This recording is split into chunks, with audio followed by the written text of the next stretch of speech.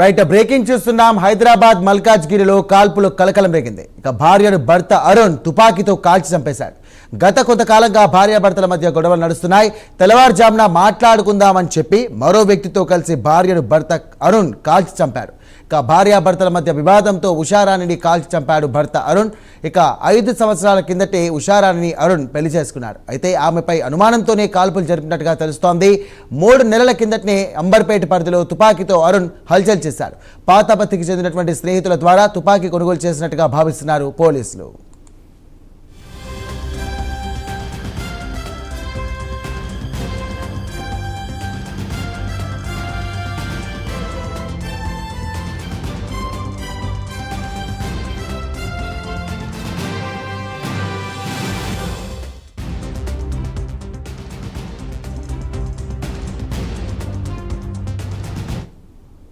వాటికి కేసు నమోదు చేసుకున్న పోలీసులు దర్యాప్తు మొదలుపెట్టారు. 5 సంవత్సరాల క్రితం మరదలు ఉషారాణిని పెళ్లి చేసుకున్నాడు అరుణ్. ఉషారాణిపై అనుమానంతో గన్తో కాల్చి చంపినట్టుగా గుర్తించారు పోలీసులు.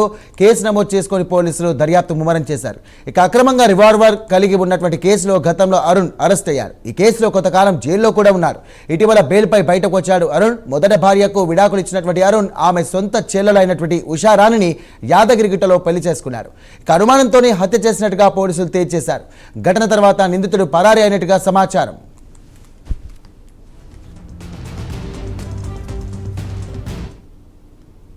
కాల్ వచ్చేసింది. అందులో మారుతి నగర్ లో ఒక ఫైర్ అయిపోయి ఒక లేడీ చనిపోయింది చెప్పగానే ఇమ్మీడియట్ మా పెట్రోల్ కారు రీచ్ అయింది. అది కన్ఫర్మ్ చేసుకోగానే ఇన్ఫార్మ్ చేసేస్తే ఇన్స్పెక్టర్ సత్యనారాయణ ఇమ్మీడియట్ గా రీచ్ అయ్యాడు. అతను స్పాట్ చూసిన తర్వాత సీనియర్ ఆఫీసర్లకు ఇన్ఫార్మ్ చేయడం జరిగింది. మీన్వైల్ నేను మా డీసీపీ మల్కాగిరి శ్రీధర్ సార్ అందరూ కూడా Maruthi Nagar scene of events కు రావడం జరిగింది. వచ్చిన తర్వాత అబ్జర్వ్ చేస్తే అక్కడ ఫైర్ తోటి ఫైరింగ్ అయింది. అక్కడ 3 రౌండ్ల ఎంటీ కార్ట్రిడ్జ్ పడిపోయినాయి. పూల్ ఆఫ్ బ్లడ్ లో ఉన్నది అమ్మాయి, హెడ్ ఇంజరీ అయి ఉన్నది. తెలుసుకున్న భర్త అక్కడ ఏం లేడు. అరుణ్ వాళ్ళ మదర్ లక్ష్మమ్మ ఎగ్జామ్ చేసేస్తే మార్నింగ్ 5 o'clock అట్లా చప్పుడేని పడితే అర్థం అన్నట్టు ఆమె అక్కడ రీచ్ అయ్యేలోపే సౌండ్ చేసింది. ఆమెకు సౌండ్ విన్నది. ఆమె పోయి చూసేవారిని అక్కడ పడిపోయినది. అరుణ్ అక్కడ పారిపోయినప్పటికీ వెళ్ళారు. అంబర్పేట పోలీస్ స్టేషన్ లో ఇల్లీగల్ వెపన్ ఉన్నందుకు వాళ్ళు అరెస్ట్ చేసి జైలుకు పంపడం జరిగింది. అందులో ఒక 1 month వరకు జైల్లో ఉండి రిలీజ్ అయ్యారు. ఈ వెపన్ ఎక్కడ వచ్చింది, ఎందుకు చంపాడు అనే రీజన్ అతను అరెస్ట్ చేసిన తర్వాత క్లియర్ గా మళ్ళీ మీడియాకు చెప్పడం జరుగుతుంది. దీని వెనక ఇంకెవరు ఉన్నారా అనేది కూడా arrest of the accused will inform. 900 call వచ్చేసింది. అందులో మారుతి నగర్ లో ఒక ఫైర్ అయిపోయింది. రైట్, ఇదే ఘటనకు సంబంధించి పూర్తి వివరాలు తెలియజేయడానికి లైవ్ ద్వారా మా కరెస్పాండెంట్ కుమార్ సిద్ధంగా ఉన్నారు. కుమార్, చెప్పండి, అసలు ఈ ఘటనకు సంబంధించిన వివరాలు ఏంటి? అరుణ్ ఆచూకీ లభ్యం కోసం పోలీసులు ఎలాంటి చర్యలు తీసుకుంటున్నారు? ప్రస్తుతం అక్కడ పరిస్థితి ఎలా ఉంది? Thank you Sairam. ఇటు మల్కాజ్గిరి పోలీస్ స్టేషన్ పరిధిలోని మారుతి నగర్లో దారుణం చోటు చేసుకుంది. అయితే భార్యపై అనుమానంతో తన భర్త అతి కిరాతకంగా ఈరోజు ఉదయం ఒక రివాల్వర్తోని ఆమె కాల్చి చంపిన సంఘటన అయితే చోటు చేసుకుంది. అయితే ఈరోజు ఉదయం ఏదైతే భర్త అరుణ్, ఇతని వయసు వచ్చేసి 45 సంవత్సరాలు అయితే ఉంటుంది, తన భార్యతో మాట్లాడాలని చెప్పి పిలిపించి ఏదైతే మరొక వ్యక్తితో కలిసి ఆమెని రివాల్వర్తో కాల్చి చంపేశాడు. అయితే అక్కడ ఉన్న స్థానికులు ఈ గన్ ఫైరింగ్ సౌండ్ వినబడి వెంటనే పోలీసులకు అయితే సమాచారం ఇచ్చారు. వెంటనే ఘటనా స్థలానికి అయితే పోలీసులు చేరుకున్నారు.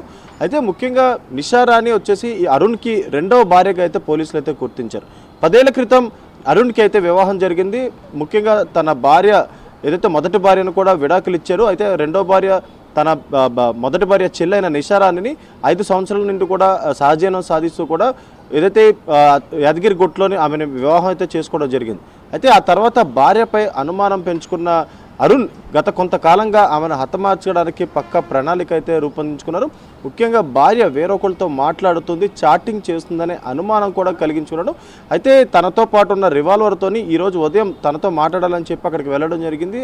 అరుణ్తో పాటు మరొక వ్యక్తి కూడా ఉన్నాడు. అయితే మాట్లాడుతున్న సమయంలోని వాగ్వాదం పెరిగి రివాల్వర్తోని ఆమెను కాల్చాడు.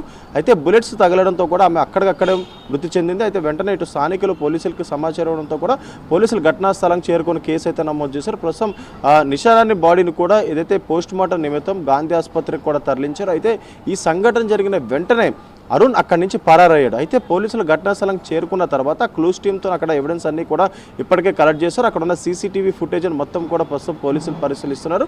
అరుణ్ని పట్టుకునేందుకు కొన్ని ప్రత్యేక బృందాలు ఏర్పాటు చేశారు. అక్కడి నుంచి ఎటు వెళ్ళాడు, అలాగే అతనితో పాటు ఎవరు వచ్చారన్న దానిపై ప్రస్తుతం ఆరా తీస్తున్నారు.